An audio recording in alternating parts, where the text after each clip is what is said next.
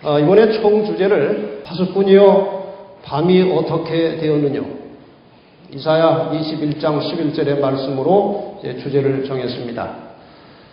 주로 다룰 내용은 재림 교회, 그리고 재림의 징조, 그리고 재림의 준비, 이러한 주제로 말씀을 나누겠습니다. 에스겔 3장 17절에 보면은 인자야 내가 너를 이스라엘 족속의 파수꾼으로 세웠으니 너는 내 입의 말을 듣고 나를 대신하여 그들을 깨우치라. 하나님께서는 사람을 통해서 일하십니다. 그 하나님의 일을 맡아서 하는 사람을 지금 여기에서는 파수꾼이라고 이름을 지어주셨습니다. 파수꾼은 하나님의 말씀을 대신 사람들에게 전하는 사명과 책임을 가진 사람들입니다. 교회증언 6권 407페이지에 보면은 영혼으로 신속히 움직이는 각 순간의 중요성을 우리가 이해하지 못하며 하나님의 큰 날에 설 준비를 하지 못한다면 우리는 불충성한 청지기가 될 것이다. 파수꾼은 밤의 시간을 알아야 한다. 이 파수꾼이 주로 일하는 시간이 낮 시간입니까? 밤 시간입니까? 밤을 지키는 사람들입니다. 밤에 졸아도 안 되고 자도 안 됩니다. 그리고 파수꾼은 시간이 지남에 따라서 지금이 몇 시인지 확실하게 알고 있어야 합니다. 그리고 누가 파수꾼이여 지금 밤이 어찌 되었느냐 하면 즉시로 그 밤의 시간을 알려줘야 하는 것입니다. 이것이 파수꾼의 사명입니다. 파수꾼들은 하나님의 날을 염두에 두고 행동해야 한다. 하나님의 심판은 세상에 임하려고 한다. 그리고 우리는 그 큰 날을 위하여 준비할 필요가 있다. 우리의 시간은 귀하다. 미래를 위하여, 불멸을 위하여 준비해야 하는 은혜의 날이 몇 날 남지 못하였다. 우리는 시간을 아무렇게나 소모해서는 안 된다. 하나님의 말씀에 겉만 지 않도록 조심해야 한다. 지금 여러분과 제가 살고 있는 이 지상의 이 역사는 마지막 영원한 시간이 시작되려고 하는 그 마지막을 향해서 신속하게 움직여가고 있습니다. 우리 모든 파수꾼들은 이 마지막 날, 하나님의 날을 염두에 두고 그 중간중간에 신속히 사라져가는 시간들이 지금 어떻게 지나고 있는지를 늘 마음속에 확인하고 준비하라고 말씀하십니다. 그럼에도 불구하고 증언의 말씀 6권 407페이지에 계속 보면은 그럼에도 불구하고 이렇게 아주 신속히 엄숙한 시간이 지나고 있음에도 불구하고 현재 셀 수 없는 수많은 사람들이 영생이나 영멸의 결정을 내리고 있다. 회계 사무실에서 돈 세는 일에 푹 빠져 있는 사람, 도박장에서 쾌락을 찾는 사람, 부패한 식욕을 즐기는 사람, 오락을 즐기는 사람, 극장과 댄스홀에, 이게 옛날 화이트인 당시에도 댄스홀이 있었던 모양이에요. 요즘으로 좀 쉽게 말하면은 노래방까지 포함하는 것입니다. 여기 노래방 갔다 온 사람들 가슴이 뜨끔할지 모르겠습니다만, 이런데 자주 가는 사람들은 영혼을 그들의 생각 속에서 몰아내고 있다. 그들의 삶의 모든 관심사는 우리가 무엇을 먹을까, 무엇을 마실까, 무엇을 입을까이다. 그들은 하늘을 향해 나가는 대열 속에 들어있지 않다. 그들은 대배도자에 의해 인도되고 있으며 그와 함께 망하게 될 것이다. 우리가 예언적 시간으로 보면은 지금 1844년 10월 20일 이후로는 하늘에서 구원받을 사람을 확정짓는 조사 심판이 시작되고 있는 시기입니다. 하나님을 믿긴 믿는데 정말 구원을 받을 만한가, 합당치 않은가를 결정하는 심판이 재림 직전에 진행되고 있다는 것입니다. 이렇게 엄숙한 시간에 우리가 어떻게 살아야 될지 그것을 제대로 깨우쳐 아는 지식이 필요한 것입니다. 옛날 이스라엘 백성들이 그 대제사장이 7월 10일 대속죄일에 그 지성소에서 출입을 하면서 대제사장의 직분을 수행하고 이제 백성들에 대한 심판을 진행하고 있을 때 그 진영 밖의 모든 사람들은 자기가 아직 해결하지 못하고 속죄받지 못한 죄가 있는지 마음을 살피면서 아주 경건하게 시간을 보내고 있었습니다. 오늘 우리가 사는 시대가 바로 그러한 시대에 있는 것입니다.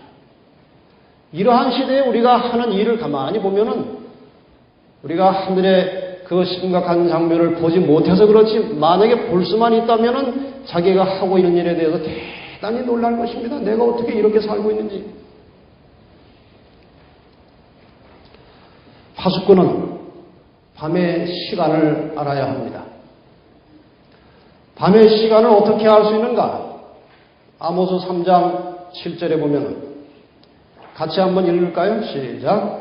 주 여호와께서는 자기의 비밀을 그 종 선지자들에게 보이지 아니하시고는 결코 행하심이 없으시리라.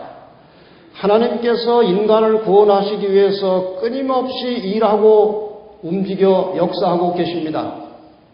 근데 하나님께서 인간을 구원하는 모든 그분의 계획은 반드시 선지자들에게 미리 말씀하시고 실행하시겠다는 것입니다. 미리 말씀을 하시고 일을 하시겠다는 것입니다. 이사야 42장 9절에도 보면은 보라 전에 예언한 일이 이미 이루었느니라. 이제 내가 새 일을 고하노라. 그 일이 시작되기 전이라도 너희에게 이르노라. 하나님께서는 시간과 공간을 초월해 계시는 분입니다. 그래서 시간이 가는 것을 미리 다 보십니다. 앞으로 어떤 일이 일어날 것까지 다 미리 보십니다. 그리고 아직 이루어지지 않았지만 그 될 일을 하나님께서는 선지자를 통해서 미리 말씀을 하시겠다는 것입니다. 그것을 우리는 예언이라고 합니다. 파수꾼은 예언의 말씀을 통해서 시간을 알 수 있는 것입니다. 파수꾼은 예언의 말씀을 통해서 앞으로 닥칠 일까지 알 수 있는 것입니다. 하나님께서 우리의 구원의 역사를 그렇게 이루어 가십니다. 바로 이 예언이 하나님께서 인간 세계를 통치하시는 원리라고 하는 것입니다.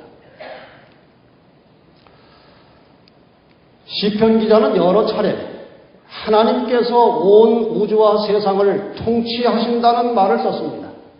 시편 96편 10절에 보면은 열방 중에서는 이르기를 여호와께서 통치하시니 세계가 굳게 서고 흔들리지 못할지라. 저가 만민을 공평히 판단하시리라 할지로다. 다시 97편 1절에 보면은 여호와께서 통치하시니 땅은 즐거워하며 허다한 섬은 기뻐할지어다. 여러분, 이 통치한다는 것이 참 어려운 일입니다. 이 대통령이 나라를 통치하고 다스리는 일도 정말 어려운 것입니다. 근데 제가 연합회장의 직책을 맡고보니 이것도 보통 어려운 일이 아닙니다.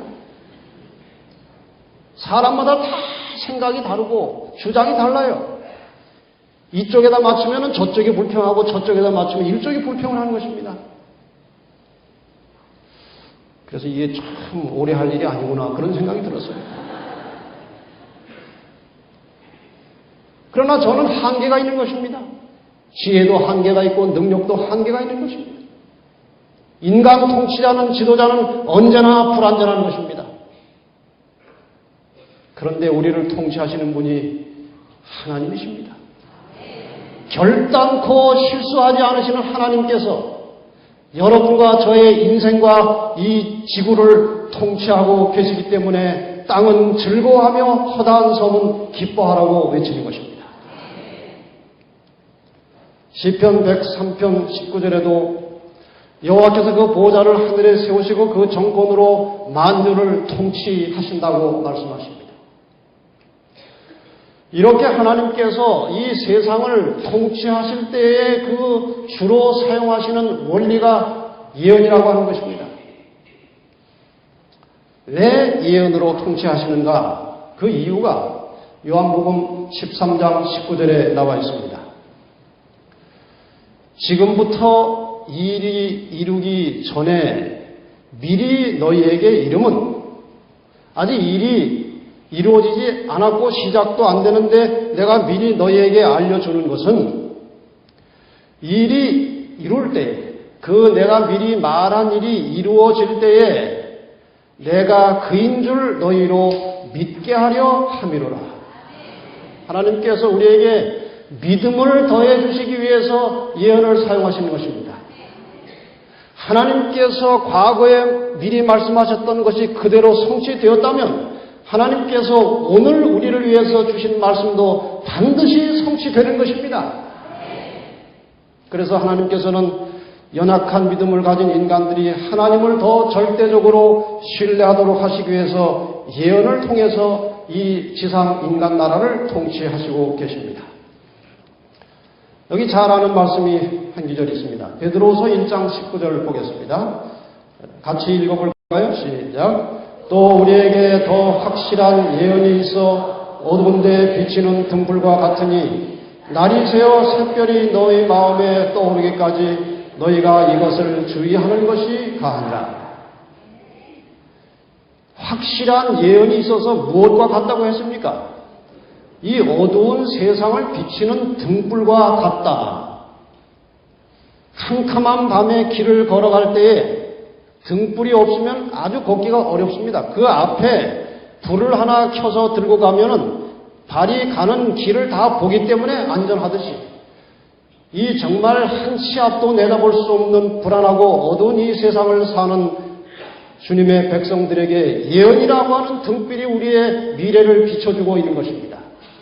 이 세상이 아무리 혼잡하고 아무리 위험하고 아무리 온 세상이 다 타락을 하고 어두워져도 예언을 가진 백성들에게 희망이 있는 것입니다.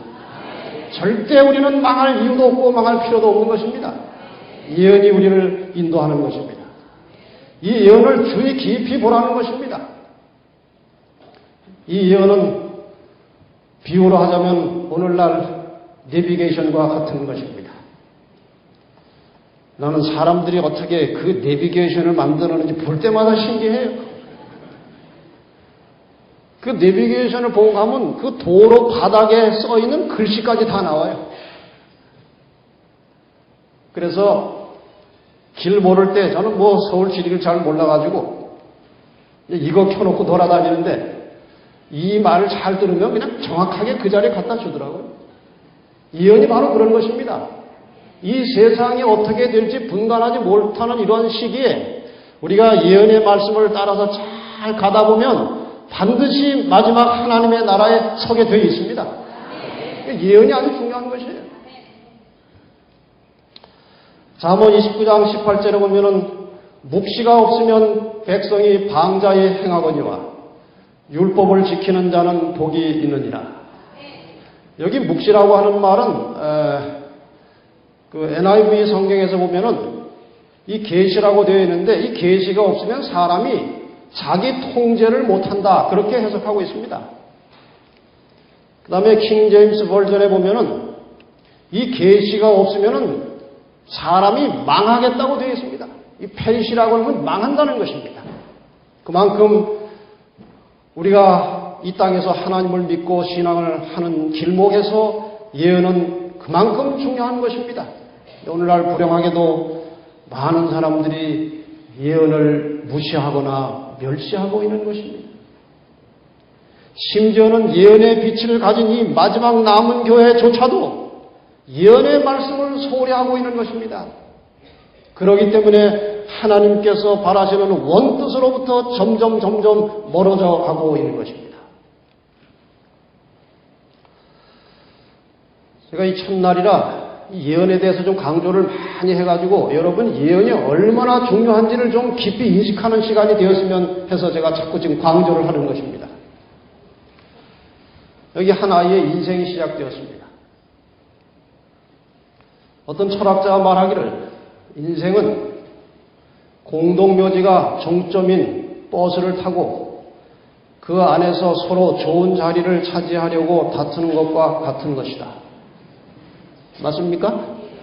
결국 다 가다가 묘지로 갈 텐데 그 가는 길목에서 좀 어떻게 편하게 잘 가려고 그런 것입니다. 여기 이제 그림을 보시면 결국 이 아이의 마지막 종점은 묘지입니다. 이 묘지를 향해서 이제 버스를 타고 가고 있는 거예요. 이 안에서 우리는 다투고 있는 것입니다. 근데 저기가 정말 종점이라면 인생은 너무나 불행한 것입니다. 그렇지 않습니까?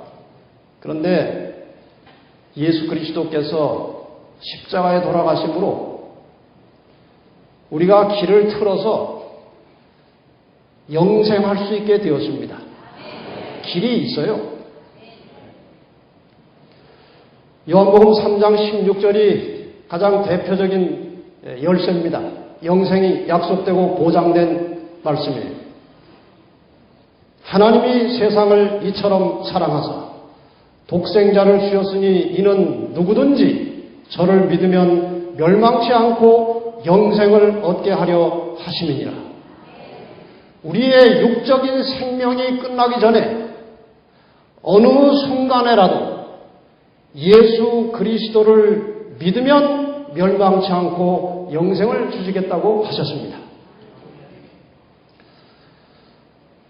그런데 마태복음 7장 21절에 보면 나더러 주여 주여 하는 자마다 천국에 다 들어갈 것이 아니요 내 아버지의 뜻대로 행하는 자라야 들어가리라 그랬어요. 예수 믿고 있다고 만사가 다 된 게 아니고 잠언 14장 12절에도 어떤 길은 사람의 보기에 바르나 자기 생각에는 똑바른 길 같은데 필경은 사망의 길이니라. 자기 생각에 맞는 길을 찾지 말고 하나님 뜻이 무엇인지를 찾아야 한다는 것입니다. 그렇지 않으면 영생의 길을 선택하고 예수를 믿었다가도 다시 죽음으로 갈 수도 있다는 것입니다. 저 다시 죽음으로 끌려가기 전에 저 시점에서 대단히 중요한 것이 하나 있는데 저것이 뭔지 아십니까? 저거를 잘 모르면은 다시 죽음으로 갑니다. 그러나 저것을 잘 알면 안전하게 영생으로 가는데 그것이 바로 예언이라고 하는 것입니다. 특히 마지막 시대에 이건 대단히 중요한 것입니다. 마지막 사건들 15페이지, 16페이지에 보면은 하나님의 말씀을 훨씬 더 깊이 연구해야 할 필요가 있으며 특히 전에 없이 다니엘서와 요한계시록에 관심을 가져야 한다. 다니엘이 하나님께로부터 받았던 빛은 특별히 마지막 때를 위해 주어진 것이다. 신약 성경의 마지막 책 요한계시록은 우리가 깨달아야 할 필요가 있는 진리로 가득 차 있다. 하나님의 백성들은 이 예언을 부지런히 연구하고 그것을 명확하게 이해하고 있어야 한다. 요한계시록의 그 순서에 따라 주어진 엄숙한 기별들은 하나님의 백성들의 마음의 첫 번째 자리를 차지해야 한다. 길을 제대로 알고 신앙을 하라는 것입니다. 요즘에 우리 교회에서 일어나고 있는 아주 좀 슬픈 현상 가운데 하나는 침례는 많이 받는데 침례를 받고 교회에 끝까지 남아있는 사람들은 아주 희박해져 가고 있다는 것입니다. 옛날에는 한번 이 공부를 많이 하고 재림교인이 되면은 좀처럼 신앙을 중단하지 않았습니다. 요즘에는 왜 그렇게 많이 떠나갈까요? 그것은 예언의 말씀을 깊이 가르치지 않기 때문에 그런 것입니다. 이 예언의 말씀을 확실하게 깨달으면 자기 신앙이 견고하게 설 뿐만 아니라 다른 사람까지도 하나님께로 인도하고 싶은 열망이 솟아오르게 되는 것입니다. 오늘날 이 침례를 받고 많은 사람들이 교회를 떠나가는 이유나 또 전도의 열정이 식어지고 있는 대단히 중대한 원인은 예언의 말씀을 깊이 다루지 않기 때문에 그런 것입니다.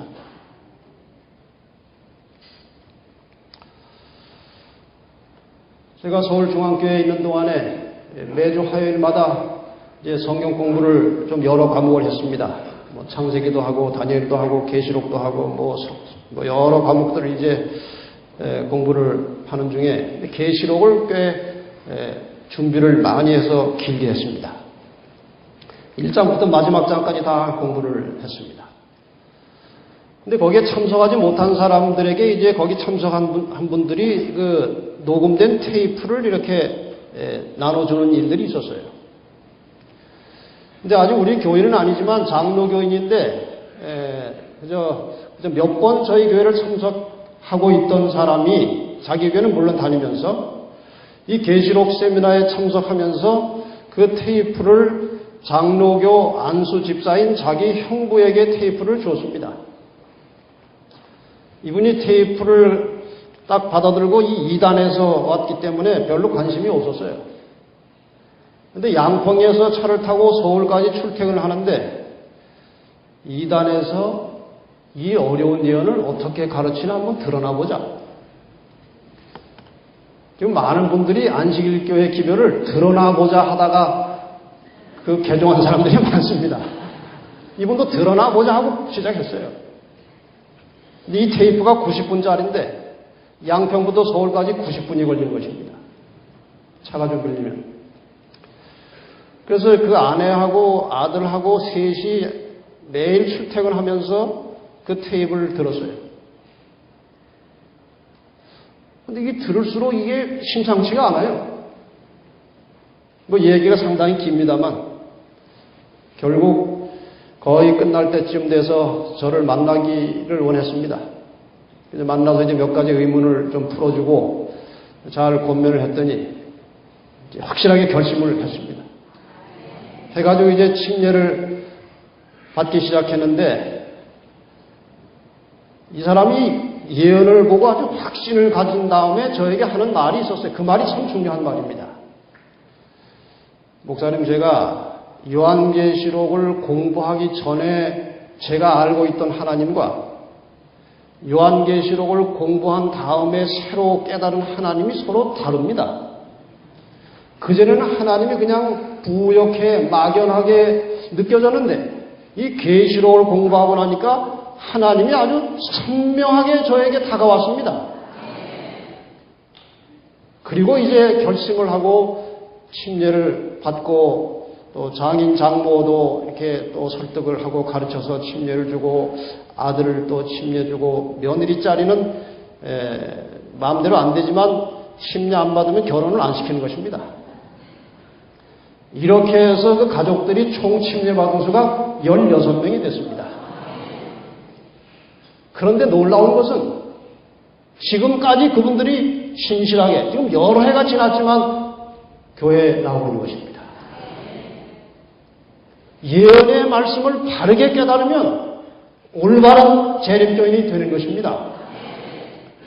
복음이 물론 중요하지만 복음은 그리스도인을 만드는 것이고 예언이 재림교인을 만드는 것입니다. 이건 아주 중요한 것입니다. 그래서 우리는 이 시대에 예언의 말씀을 깊이 상고해야 하는 것입니다. 성경 전체는 두 개의 큰 약속이면서 두 개의 큰 예언의 덩어리가 있습니다. 하나는 구약입니다. 이건 예수님께서 오시겠다는 약속입니다. 인간의 죄를 대신해서 십자가에 돌아가심으로 인간의 구원을 이루시겠다는 약속입니다. 그 다음에 또 하나의 예언은 무엇입니까? 인간의 구원을 이루시고 하늘로 가신 예수님께서 다시 오시겠다는 예언입니다. 예수님께서 첫 번째 인간의 구원을 위해서 오시겠다는 약속은 이미 이루어졌고 다시 오시겠다는 약속도 이루어질까요? 반드시 이루어집니다. 믿으십니까? 안 믿어도 오십니다. 어쨌든 그분은 다시 오실 것입니다. 예수님의 초림의 목적은 죄로부터 인간을 구원하시기 위한 것이었고 재림의 목적은 죄에서 구원받은 하나님의 백성들을 구출해서 죄악 세상에서 하늘로 데려가시기 위한 약속이 재림의 약속입니다. 그래서 성경 전체는 다 예수님께서 오시겠다는 약속과 예언으로 가득 차 있는 것입니다. 요한복음 5장 39절이 그 말씀을 증거하고 있습니다. 같이 읽겠습니다. 시작. 너희가 성경에서 영생을 얻는 줄 생각하고 성경을 상고하거니와 이 성경이 곧 내게 대하여 증거하는 것이로다. 우리는 성경 전체를 통해서 예수 그리스도에 대한 예언을 보게 되는 것입니다. 그리고 대부분의 예언들의 마지막 결론은 예수께서 다시 오신다는 것입니다. 또 다른 각도에서 좀 살펴보십니다. 예수님의 탄생을 기점으로 해서 BC와 AD가 나누어졌습니다. BC는 영어로 Before Christ, 그리스도께서 오시기 전이라는 뜻이고 AD라고 하는 것은 그건 라틴어입니다. 아노는 해, 연대, 기원 그런 뜻이고 도미니는 주님이라는 뜻입니다. 주님으로부터 시작된 연대. 그래서 그리스도를 중심으로 BC와 AD가 나누어진 것처럼 또다시 그리스도를 중심으로 구약의 예언과 신약의 예언이 나타나 있는 것입니다. 그래서 결국 인간의 역사는 이 역사라는 히스토리라는 단어가 두 단어가 합쳐진 것이라고 전해집니다. 히즈라는 단어와 스토리. 히즈의 앞에 대문자를 쓰면은 하나님의 예수님의 그런 뜻입니다. 성경 전체는 그분의 이야기, 역사 전체가 그분의 이야기입니다. 그래서 온 세상의 역사는 하나님이 통치하시는 역사요, 그리스도를 중심으로 이루어져 가고 있다는 것입니다. 그리고 하나님께서는 시대마다 예언을 통해서 될 일을 미리 말씀하시고 성취하시고 또 말씀하시고 성취하시고 이렇게 하시면서 구속의 역사를 이루어 가시는 것입니다. 이와 같이 성경의 많은 부분이 예언으로 이루어져 있는데 이 많은 예언 중에 최초의 예언이 무엇인지 혹시 아십니까? 하나님께서 최초로 예언의 말씀을 주신 것이 무엇입니까? 예, 창세기 3장 15절입니다. 그래서 창세기 3장 15절에 대한 올바른 이해가 없이는 성경 전체를 이해할 수 없게 되어 있습니다. 그러나 성경 창세기 3장 15절을 제대로 이해하면 반대로 성경 전체를 한눈에 볼 수 있게 되어 있습니다. 그런데 오늘 불행하게도 많은 사람들이 창세기 3장 15절의 뜻을 제대로 이해하고 있지 못하다는 것입니다. 우리 재림교인들은 대부분 압니다. 근데 제가 꽤 많은 다른 교회 다니는 분들에게 성경을 가르쳐 봤는데 이 성경을 가르치다 보면은 틀림없이 창세기 3장 15절을 가르치게 되어 있어요. 그래서 이 뜻을 아냐고 물어보면 대부분 모르는 것입니다. 공교롭게도 제가 가르치는 사람 중에 창세기 3장 15절을 제대로 이해한 사람은 제가 하나도 만나지 못했습니다. 그만큼 창세기 3장 15절의 의미를 많은 사람들이 이해를 하지 못하고 있다는 것이 우리 답답한 우리 기독교의 현실인 것입니다. 이 창세기 3장 15절은 어느 상황에서 누가 누구에게 한 말씀인가 우리가 잘 알죠. 창세기 3장 15절은 인간이 타락하고 범죄한 후에 이제 수치심을 느끼고 죄책감을 느끼고 숨어 있을 때에 하나님께서 에덴 동산에 나타나셔서 아담아, 너 왜 그러고 있느냐? 선악과 먹었냐? 예, 하와가 줘서 먹었습니다. 하와야, 너 왜 먹었냐? 뱀이 주워서 먹었습니다. 근데 하나님께서 뱀에게는 너 왜 그러느냐 묻지 않으셨어요. 왜냐하면 이미 그 뱀은 사탄이었습니다. 사탄이 뱀을 이용한 것이지 뱀이 한 것이 아니죠. 그래서 이 사탄이 속에 들어있는 뱀을 향해서 이미 타락하고 버려진 이 사탄을 향해서 하나님께서는 이유를 묻지 않으시고 즉시 하신 말씀이 창세기 3장 15절입니다. 내가 하나님께서 너로 뱀, 사탄, 너로 하여금 여자와 원수가 되게 하겠다. 너의 후손도 여자의 후손과 원수가 되게 하겠다. 여자의 후손은 내 머리를 상하게 할 것이고 너는 그 여자의 후손의 발꿈치를 상하게 할 것이다. 이 정말 심오하고 의미심장한 이 말씀 속에 지구 역사 전체가 포함되어 있는 것입니다. 선악의 싸움이 여기에서 이제 선고가 된 것입니다. 싸울 것인데 여자의 후손이 내 머리를 상하게 하겠다. 결국 그리고 너는 그의 발꿈치를 상하게 하겠다. 이 머리를 상한다는 것은 치명상을 입고 멸망한다는 것이고 발꿈치를 상한다는 것은 일시적인 상처를 입지만 낫겠다는 것입니다. 결국 사단은 완전히 멸망할 것이고 여자의 후손은 일시적인 상처를 입지만 낫겠다는 것입니다. 이건 다시 좀 해석을 하겠습니다. 각시대의 대쟁투 505페이지에 보면은 인류의 타락 후 하나님께서 사단에게 내리신 이 선고는 동시에 하나의 무엇이었다고요? 예언이었다. 창세기 3장 15절은 하나의 예언이었습니다. 그것은 종말에 이르기까지 각 시대에 미치고 이 땅에 사는 모든 사람이 참가할 대쟁투를 미리 보여준다.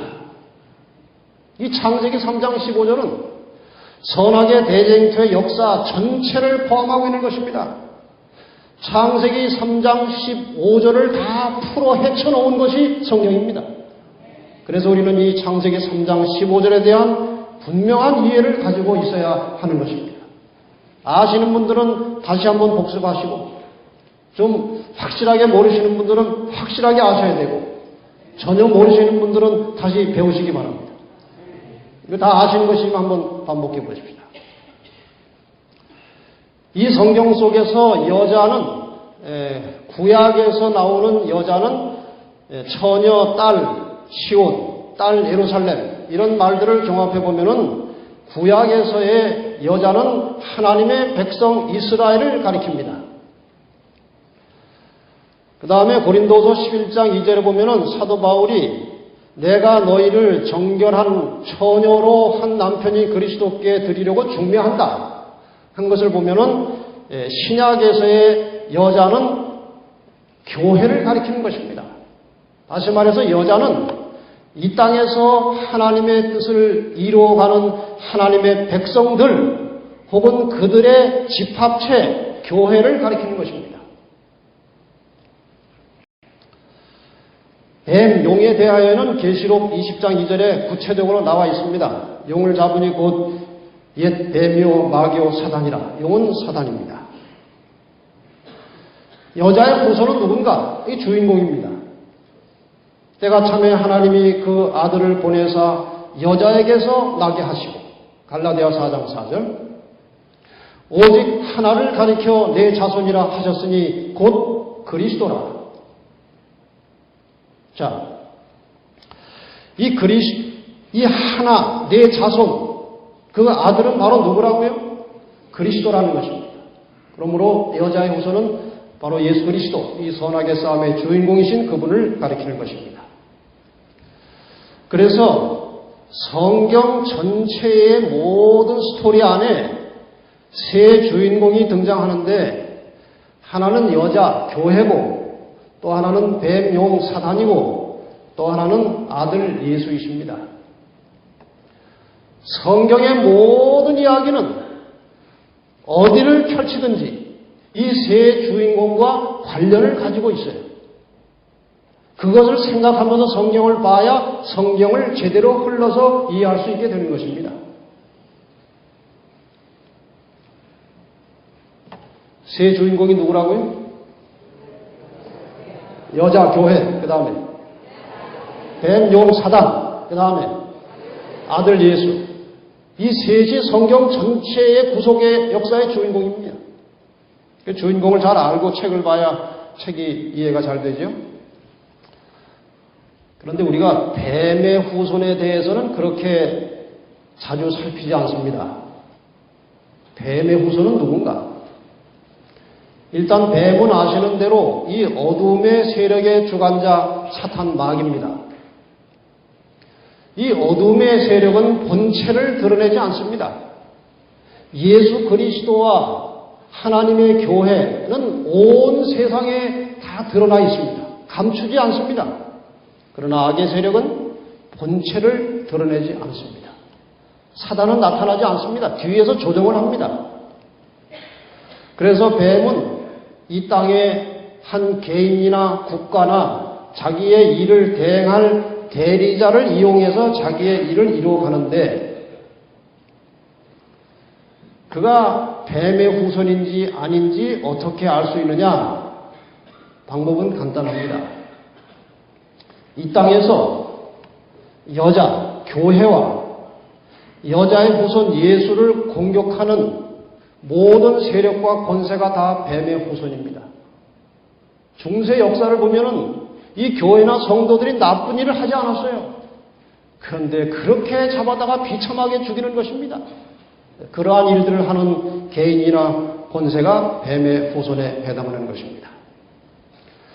결국 선악간의 싸움은 여자와 여자의 후손과 뱀의 후손 사이에 싸우는 것입니다. 이미 결말은 나와 있어요. 여자의 후손은 일시적인 상처를 입지만 마침내 승리할 것입니다. 뱀, 마귀, 악의 세력은 대단히 커 보이고 강해 보이고 승리할 것처럼 보이지만 마침내 치명적인 상처를 입고 영원히 멸망할 것입니다. 승패는 나와 있습니다. 우리가 어디에 마지막까지 우리의 발을 붙이고 견고하게 서 있느냐 하는 것이 곧 우리의 운명을 결정하는 것입니다.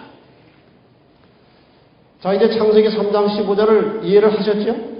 예, 이해를 하셨으면 한번 같이 읽어보십시다. 시작. 내가 너로 여자와 원수가 되게 하고 너의 후손도 여자의 후손과 원수가 되게 하리니 여자의 후손은 내 머리를 상하게 할 것이요 너는 그의 발꿈치를 상하게 할 것이니라 하시고, 바로 이 말씀에 의해서 시작된 선악의 싸움, 그것은 우선 크게 말하면 이렇게 진행됩니다. 성경의 첫 번째 두 장은 창세기 1장, 2장입니다. 여기 창조의 역사가 나옵니다. 그리고 성경 마지막 두 장은 계시록 21장과 22장입니다. 여기는 재창조, 새하늘과 새 땅이 나타납니다. 그리고 창세기 3장에서 죄가 시작됩니다. 끝에서 세 번째 장인 계시록 20장에서 죄가 끝납니다. 그러면은 창세기 4장부터 계시록 19장은 무엇입니까? 이것은 그리스도의 십자가를 중심으로 하는 선악간의 대쟁투의 역사입니다. 싸움의 역사입니다. 이 시작된 죄를 해결하시기 위해서 예수님께서 초림하셨고, 그 다음에 이 죄를 끝장내시기 위해서 재림하시는 것입니다. 이것이 성경 전체의 구도예요. 이것을 조금 더 세부적으로 7단계로 나누면 이런 것입니다. 첫째, 하나님께서는 여자의 후손을 보내시기 위해서 씨를 준비하셨는데 그 씨로 택함 받은 사람이 누굽니까? 아브라함입니다. 여자의 후손은 아브라함으로 시작된 이스라엘 민족을 통해서 태어날 것이었습니다. 그래서 뱀 사탄은 그들을 이스라엘을 멸절시키기 위해서 이스라엘 주변의 강대한 국가들을 이용하면서 이스라엘을 아주 쓸어버리려고 하는 것입니다. 세 번째, 그러한 사단의 온갖 방해에도 불구하고 여자의 우선 예수는 예언을 따라 정한 시기에 정한 장소에 태어났습니다. 우리가 그 다니엘 8장과 9장에 나오는 2300주야를 연구하다 보면은 그 속에 예수님께서 태어날 시간까지 나와 있습니다. 그리고 예수님께서 태어날 장소도 예언이 되어 있었습니다. 정확하게 예언을 따라서 예수님께서는 이 땅에 태어나셨습니다. 이제 사단은 초긴장 상태에 들어갔습니다. 분명히 자기가 에덴 동산 어느 한 모퉁이에서 하나님의 소리를 들었습니다. 그 여자가 나오면 내 어디를 상하게 할 것이라고. 그 여자의 후손이 나타나면 내 머리를 상할 것이라고 사단이 알고 있어요. 사단은 성경 예언을 상세하게 연구하고 있습니다. 그래서 드디어 자기의 머리를 상하게 할 여자의 후손 예수 그리스도를 태어나자마자 죽이려고 했습니다. 누구를 통해서? 헤롯을 통해서. 그리고 그의 어린 시절부터 마지막 순간까지 집요하게 예수를 범죄하도록 시험하고 공격했습니다.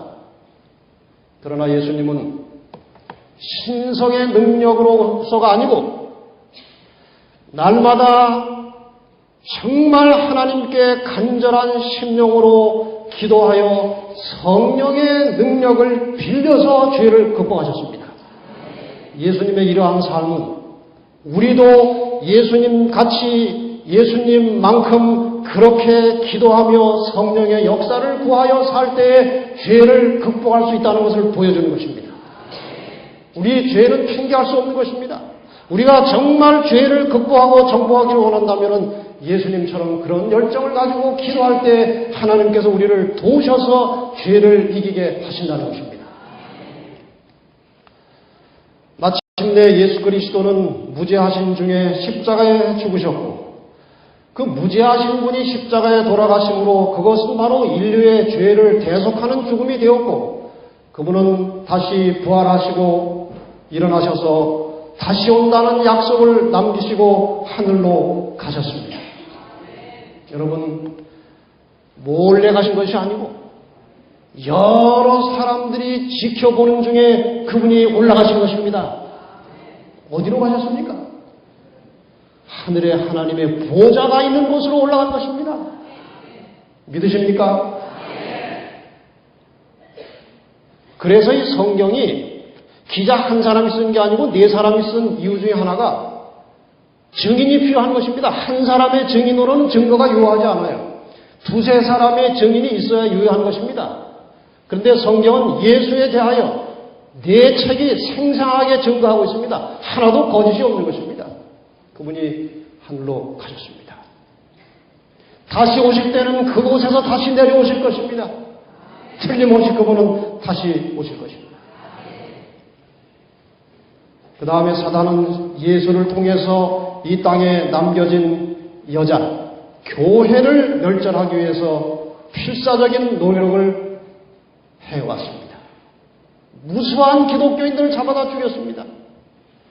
그러나 교회는 약해서 곧 넘어질 것 같고 패배할 것 같지만 절대로 교회는 실패하지 않습니다. 마침내 교회가 승리하게 될 것입니다. 특히 마지막 남은 교회, 이 교회를 구성하는 지도자나 인간은 결함이 있어서 실수할 수 있습니다. 그러나 절대로 이 교회는 실패하지 않을 것입니다. 승리하게 될 것입니다. 마침내 예수께서는 승리한 성도들을 구원하시기 위해서 이 땅에 다시 오실 것입니다. 이것이 창세기 3장 15절의 이야기입니다. 이거 얼마나 중요합니까?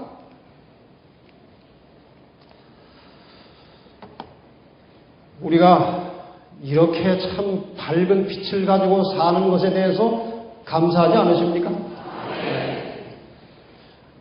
어떤 분이 이 장로교인인데 아주 신실한 사람인데 이분이 이제 뭐 자기의 전공과 또 여러 가지 성경과 연구하면서 공부를 하다가 로마 교회가 하나님을 대적하는 세력이라는 것을 어렴풋이 깨닫게 되었어요.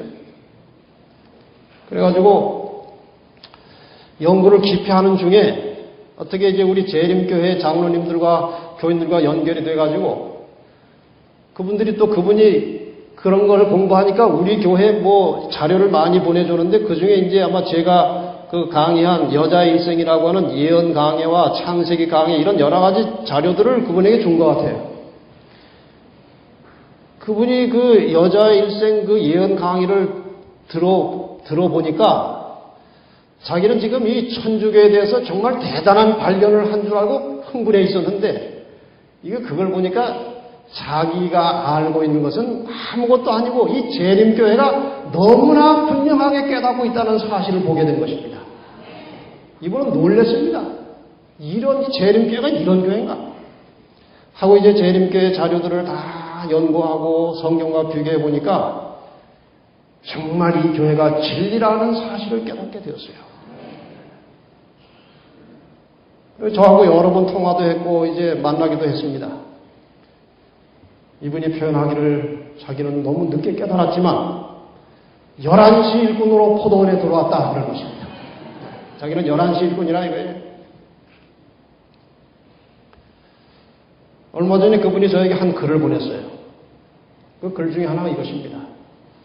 수많은 교단과 교파가 있지만 성경 해석에 있어서 재림교회만큼 구속의 경륜을 전체적으로 조망하여 살피는 것에는 일관성을 철저하게 유지하고 있는 것이 없다. 재림교회만큼 구속의 경륜을 전체적으로 비춰서 일관성 있게 유지하고 있는 교회가 없다는 것입니다. 그래서 자기가 이제 11시 일꾼으로 그분이 지금 자기 이름을 밝히지 말아달라고 했습니다. 그 이유가 무엇인가 하면은 자기가 안식일 교회와 이런 관계가 있다는 것은 감추고 일을 해야 일거리가 생기지 안식일 교인이라는 것을 아는 순간에 모든 일거리가 끝난다는 것입니다. 제가 그 교회로 아직 들어가진 않지만 잠깐 기다리라는 것입니다. 많은 사람들을 이제 가르쳐서 다 익혀놓은 다음에 나중에 한꺼번에 수학을 해야 되니까 좀 기다려달라는 것입니다. 아주 진실한 분이에요. 여기 그분의 그 편지 내용을 좀 읽어드리려고 했는데 시간이 없어서 그냥 넘어가겠습니다. 여기 한 곳에 하나님의 은혜로 진리의 교단을 이룬 만큼 하나님의 뜻 가운데서 11시 일꾼들에 대해 배려하고 동역하여야 할 것이다. 11시 일꾼들은 자기가 속한 교단이나 조직에서 무시를 당하거나 버림을 받을 각오를 하고 진리를 추구해 온 자들이다. 그래서 그들에게는 역동성과 추진력이 있다. 그러나 전체적인 하나님의 뜻을 보는 데는 아직 미흡하니까 그 사람들을 잘 가르쳐서 진리만 깨우쳐지면 엄청난 일을 할 것이라 이것입니다. 자기가 지금 11시 일꾼을 모으고 있다고 고백하는 것입니다.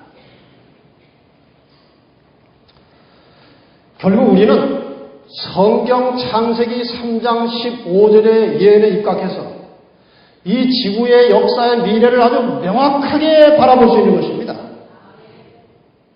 다른 개신교의 많은 사람들이 재림을 가르치고 믿고는 있지만 실감이 나지 않은 이유는 구원관이 다르기 때문에 그렇습니다. 그들의 구원관은 사람이 죽으면 몸에서 영혼이 분리되어 천당으로 간다고 가르치는 것입니다. 아니면 지옥으로 간다는 것입니다. 제가 어느 개신교회 교인의 한 장례식에 참석한 적이 있어요. 그 장례식을 집례하는 그 목사님이 첫 마디가 고 아무개 성도의 새 예루살렘 입성식을 거행하겠습니다. 새 예루살렘에 입성한다는 것입니다. 그래서 제가 그렇게 가르치는 분에게 그럼 재림할 때 어떻게 됩니까? 부활하고 어떻게 연결됩니까? 그렇게 물었어요. 그랬더니 하늘에 가 있던 구원받은 영혼들이 재림할 때 예수님하고 다 같이 내려와가지고 각각 자기 무덤으로 들어간다는 것입니다. 거기서 결합해가지고 다시 나온다는 것입니다. 너무나 막연하고 추상적인 이야기예요. 그러나 우리는 확실한 빛을 가지고 있는 것입니다. 죽으면 다 그것으로 끝나는 것입니다. 흙으로 돌아갔다가 주님이 재림하실 때에 불멸의 몸으로 부활하여 영생을 얻게 되는 것입니다. 얼마나 밝은 빛을 가진 사람들입니까? 이와 같이 그리스도도 많은 사람의 죄를 담당하시려고 단번에 들이신 바 되셨고, 구원에 이르게 하기 위하여 죄와 상관없이 자기를 바라는 자들에게 두 번째 나타나시리라. 여기 죄와 상관없이라고 하는 것은 예수님을 말하는 것이 아니고 구원을 기다리는 우리를 가리키는 것입니다. 죄를 깨끗하게 해결하고 용서받고 정결하게 사는 사람들을 데리러 두 번째 나타나시겠다는 것입니다. 이것이 재림의 목적입니다. 결국 예수 그리스도께서 승천하신 후부터 이 지상의 역사는 끊임없이 재림을 향해서 움직여가고 있는 것입니다. 믿든지 안 믿든지 간에 이 지상의 역사의 마지막 종점은 그리스도의 재림이라고 하는 것입니다. 그동안 보이지 않던 영적인 세계가 보이는 현실로 나타나는 것입니다. 이것이 나타나면 영원한 것입니다. 이 보이는 세계는 잠시 있다가 영원히 사라질 것이지만 보이지 않던 영적 세계는 나타나면 영원히 계속될 것입니다. 그래서 지혜로운 사람들은 보이지 않지만 나타나면 영원히 갈 그리스도의 재림을 위하여 투자하는 것입니다. 요엘서 3장 14절은 그날을 여호와의 날이라고 했습니다. 요한복음 6장 40절은 그날을 마지막 날이라고 했고, 베드로후서 2장 9절은 심판의 날이라고 했고, 계시록 6장 17절에서는 진노의 큰 날이라고 했습니다. 요엘서 2장 31절은 크고 두려운 날로 말씀하셨고, 계시록 22장 20절로 21절에 보면은 다시 한번 확인해서 성경의 결론으로 주님께서 이 말씀을 주셨습니다. 같이 한번 읽어볼까요? 시작. 이것들을 증거하신 이가 가라사대 내가 진실로 속히 오리라 하시거늘 아멘. 주 예수여 오시옵소서. 주 예수의 은혜가 모든 자들에게 있을지어다. 아멘. 이것이 성경의 결론입니다. 마지막 말씀이에요. 다시 오시겠다는 것입니다. 디모데후서 3장 1절은 예수님께서 다시 오시기 직전의 세상을 말세라고 했습니다. 성경의 말세에 관련된 징조들이 많이 나옵니다. 그런데 놀랍게 그 징조가 오늘 이 시대에 일어나고 있는 것입니다. 너무나 현저하게 일어나고 있는 것입니다. 지금 세계 도처에 감당할 수 없는 지진이 여기저기 터져나오고 있습니다. 한쪽에서는 비가 안 와서 가물어서 많은 사람들이 굶어 죽어가고 있습니다. 그러나 지구 또 다른 한쪽에서는 대홍수가 나가지고 집들이 떠내려가고 사람들이 죽어가고 있는 것입니다. 이 무시무시한 해일이 한 도시로 몰아닥치면은 이 도시가 숲밭이 되는 것입니다. 갑자기 돌풍이 불어서 이 허리케인 같은 것이 일어나면은 집이고 차고 다 날아가 버리는 것입니다. 정말 무서운 일들이 세계 도처에 일어나고 있습니다. 여기저기 그동안 쉬고 있던 화산들이 폭발해서 일어나고 있습니다. 사람이 끌 수 없는 불들이 얼마나 자주 일어나는지 모릅니다. 얼마 전에 러시아에서 불이 났습니다. 지난 7월 달에. 이 불이라고 하는 건 서서히 퍼져가기 때문에 얼마든지 도망가면 살 수도 있는데 40명이 죽었다고 하는 것은 큰 재난입니다. 소방관이 23만 8천 명이 동원됐고 소방 항공기가 228대가 동원됐지만 불을 끌 수 없는 것입니다. 정말 이상하고 무서운 일이 여기저기서 벌어지는 것입니다. 교회증언 6권 407페이지에 말씀하십니다. 억제하시는 하나님의 영이 지금 세상으로부터 거두어지고 있다.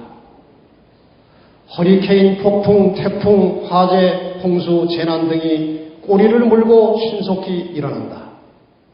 과학은 이 모든 것을 설명하고자 애쓴다. 하나님의 아들의 오심이 가까움을 알리는 우리 주위의 허다한 징조들은 참된 원인이 아닌 다른 원인에 의한 것으로 이해된다. 참된 원인은 무엇입니까? 지금 이 수많이 일어나는 재난들은 뭡니까? 이유가 주님께서 오실 때가 됐다는 것입니다. 그런데 자꾸 다른 원인으로 뭐 지구 온난화니 뭐 해가지고 과학적으로 설명을 자꾸 해가는데 아니라는 것입니다. 주님께서 오실 때가 됐다는 것입니다. 누가복음 21장 28절로 31절에 이렇게 말씀하십니다. 이런 일이 되기를 시작하거든 일어나 머리를 들라. 너희 구속이 가까웠느니라 하시더라. 이와 같이 너희가 이런 일이 일어나는 것을 보거든 하나님의 나라가 가까운 줄을 알라. 우리 하나님의 일을 인간의 시계로 계산하지 마시기를 바랍니다. 대단히 위험한 것입니다. 내가 초기에 지금 50년 전부터 징조 하면서 재림이 임박했다고 했는데 아직도 이런데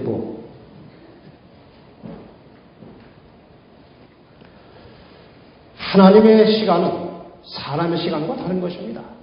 한 가지 분명한 사실은 너무 그냥 이렇게 서둘러가지고 조급하게 날짜를 정해서 이렇게 기다리는 사람들의 생각보다는 예수님께서 좀 더디 오십니다.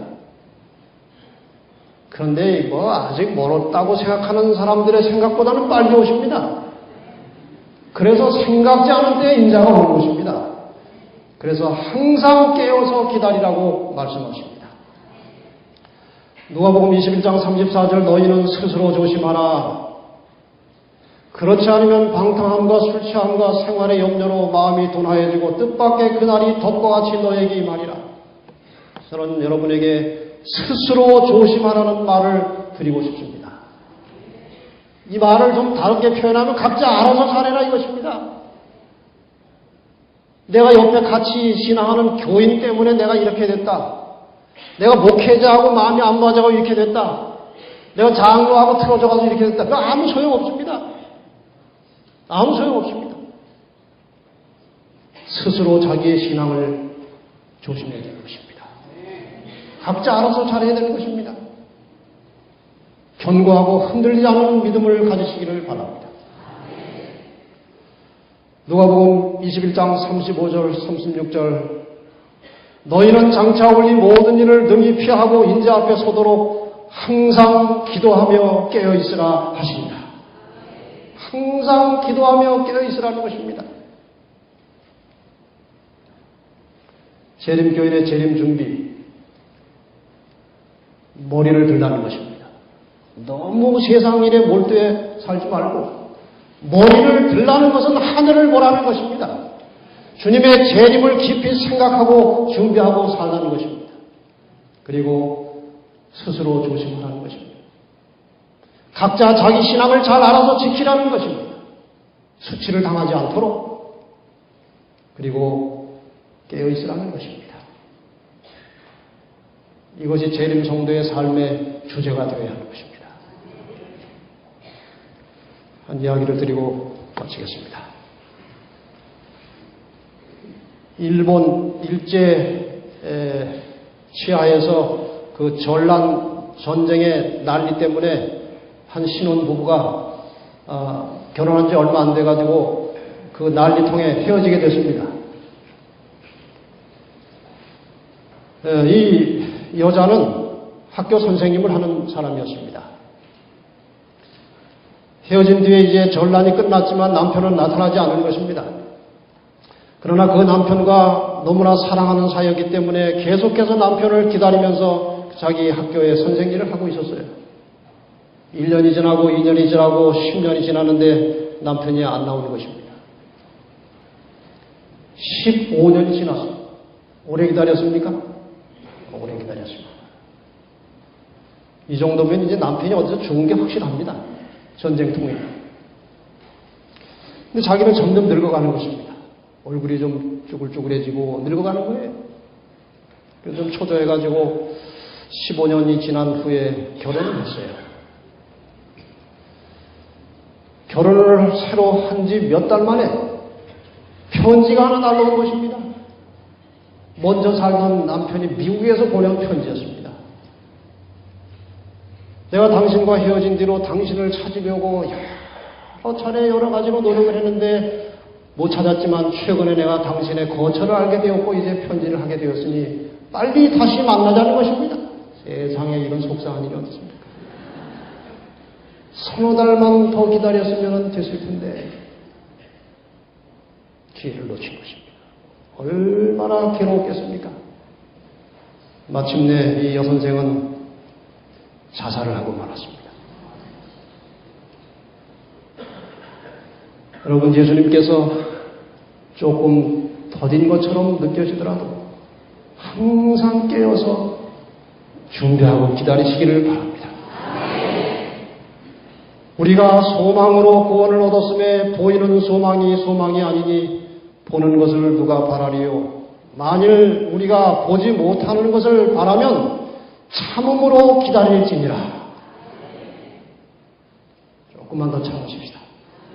조금만 더 참고 주님께 대한 애정과 애착의 끈을 놓치지 마시기를 바랍니다. 우리의 모든 생활의 구조를 예수님의 재림을 기다리고 준비하는 구조로 바꾸시기를 바랍니다. 무엇이 나의 발목을 잡고 있는지, 무엇이 나를 세속화시키고 있는지를 잘 살펴서 다 정리하고 우리의 모든 삶을 재림 준비 체제로 바꾸시기를 바랍니다. 참음으로 마지막까지 기다리시기를 바랍니다. 잠깐 묵상하고 저 시간을 마치겠습니다.